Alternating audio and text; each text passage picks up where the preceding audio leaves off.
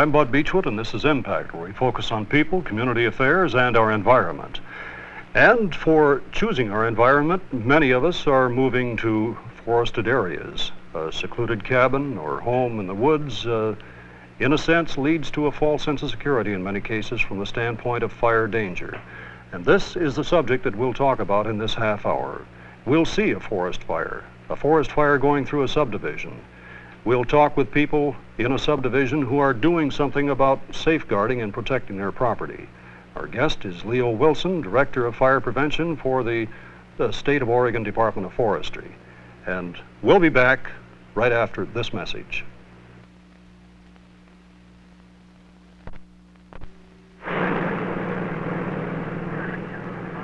Year-round homes, weekend cabins, the home away from home, all neatly concealed in the forest environment.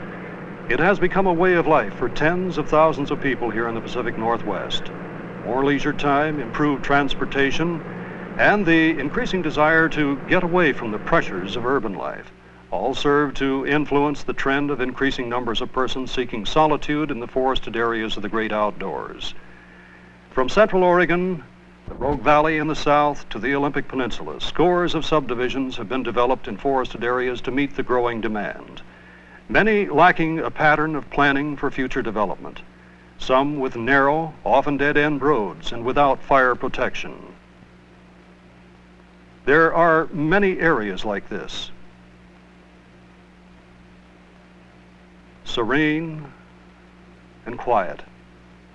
Forest fire is a constant threat to many of these areas, like an emergency waiting to happen. Forest Service Fire Dispatch number 027. Fire situation right now. Crowning in the trees, heading south, eastward into Crossroads. Forest Service is asked to evacuate Crossroads at this point. Looks like it's going to move onto state land. Time is 15:05. This fire is a hard-running fire on the ground, a very erratic wind, a sustained wind of 10 to 20 miles per hour, and the fire itself is creating additional currents, swirling, and even though the fuel here looks rather sparse, the fire is very intense. Our crew is currently burning out, attempting to hold this section line. Whether they will be successful or not is questionable. And each one of those bubbles that comes up is a patch or an area of green timber that is crowned out. This is a very critical situation right at this time. Let me get you a little closer to that. Oh. Boy, look at it popping. I was here a while ago and wind must have went 40 miles an hour.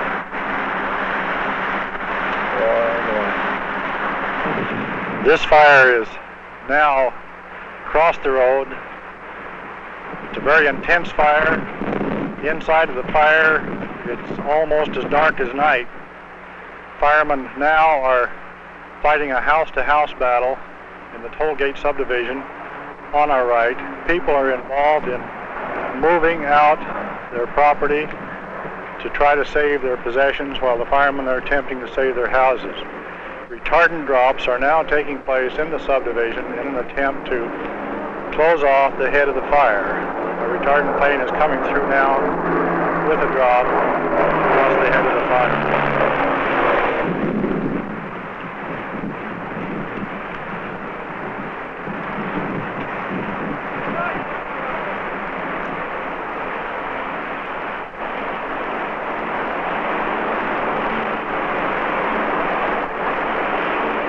Made a low-level drop. The battle now is not only to stop the fire in the forest, but to save these valuable homes. People are on their rooftops, spraying with water to the best they can in an attempt to save their properties. We have a very intense fire approaching this structure. Well, apparently no one is occupying the structure at this time. Firemen are moving in an effort to save the house. The intense radiation from heavy fuels adjacent to the house will make this very, very difficult. The firemen not only have smoke and spot fires to contend with, but the intense heat that's created by heavy unmodified fuels adjacent to the structures.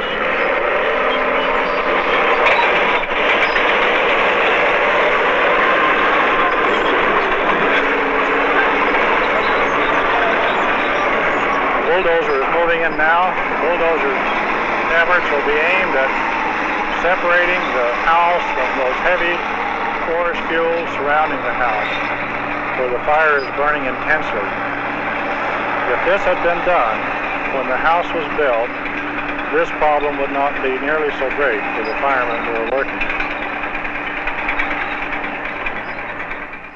This situation of houses built in heavily fueled forest areas creates unique and very difficult problems for the forest protection agencies.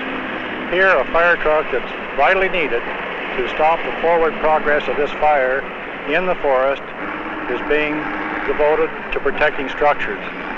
This is a problem that is unique to the protection system in Oregon, and particularly to subdivision built in forested areas.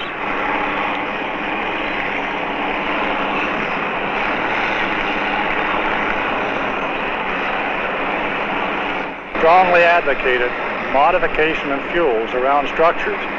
This means taking the heavy dry fuels out, leaving the live green trees for aesthetic values. This is a classic example of the extreme difficulty in fire control, where houses have been built in the forest with no concern for the fuels around the house and the potential that a fire has when it gets into those fuels. This is another battle going on to save a home. One of the very, very difficult factors here is the extremely heavy fuels that you can see to the left of this house. This is actually upwind from the house, creating a very, very difficult problem for a fireman. Firemen must expend substantial quantities of valuable water to cool these kinds of fuels. Homes built in these kinds of areas should be cleared out around to remove this kind of fuel before a fire occurs.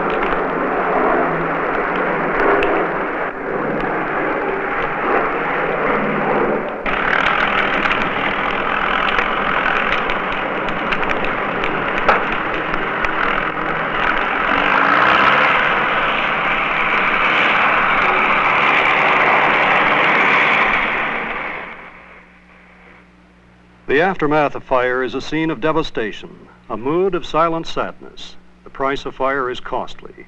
We lose a valuable natural resource requiring scores of decades to reproduce. The economic hardship and personal property loss can be extensive. Fire safety is an important consideration in where to buy or build. Protection planning is essential to effective prevention programs. Homeowner Wayne Rao, after the fire, reflects upon the need for communities like Tollgate.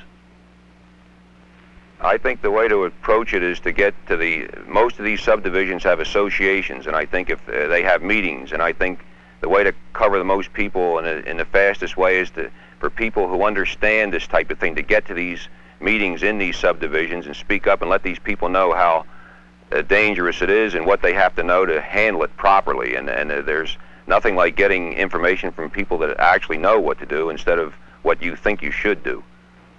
For the residents here in Tollgate, the remote possibility of fire became stark reality. The experience of the oncoming fire, evacuation, and anxiety will long be remembered.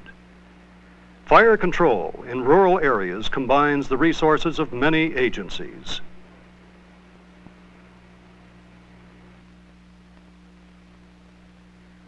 The last several years, all the fire service agencies in the Tri-County area here in Central Oregon have recognized that we're gradually going to be facing a tremendous increase in the people in the woods, in the subdivision areas.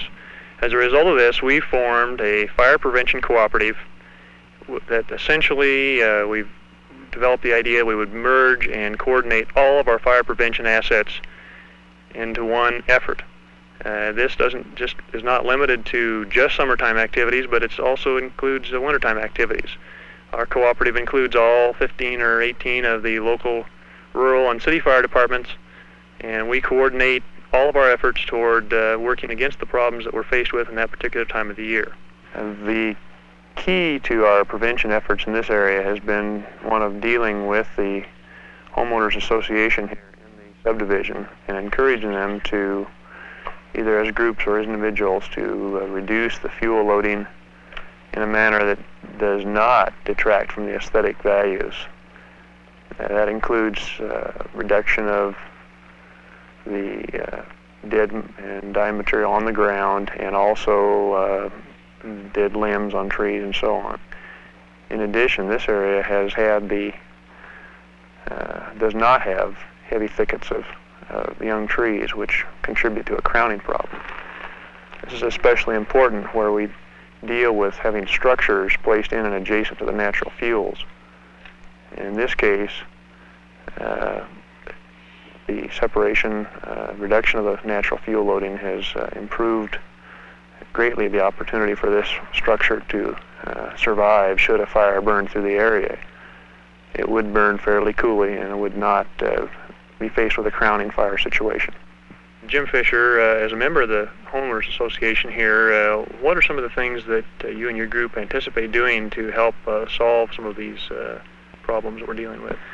Well, John, we were very fortunate here that we had a very good developer that gave us a framework to work with an association, and then better than that, we have good people here. And so what we're doing is trying to educate and communicate with them the concerns of what it means living in the forest, and then getting them to help using some of the guidelines that organizations like yours and others can provide us with in reducing both the fire hazard here and the risk of their activities living in the area. One of the things that is becoming more obvious, and that is that more and more of groups such as yourselves have a lot that can be done on your own. And are there any particular concerns and considerations that you are thinking about in terms of putting together your plan? Well, we encourage people to get in early in the season, in the summer and early spring, to do a lot of cleanup and burning at a time when it is safe. We also ban open fires during the regular fire season so that we have no risk from those fires getting away. And we find that people are becoming very concerned and watchful of their activities as they move about day to day. Here we have an example of a mobile home installation. This installation shows what can be done in terms of reducing the potential for a fire spread into the home or away from the home. Ground fuels have been reduced, and the area generally cleaned up without reducing the natural appearance of living out here in a rural area. In addition, around the edge of the base of the mobile home has been closed in, and the place is pretty well secured. This is Leland Chase. He's a year-round resident here of the subdivision, and Leland, in view of the fire that occurred here just a couple weeks ago within less than 5 miles of here, a significant 60-acre size, and also the big fire that's burning just west of Bend right now, has this had any effect on how you feel about the potential for fire problems here pertinent to your home? Yes, it really has. I can see that there's a need for a better fire protection and awareness for all people that are living in this area, not only in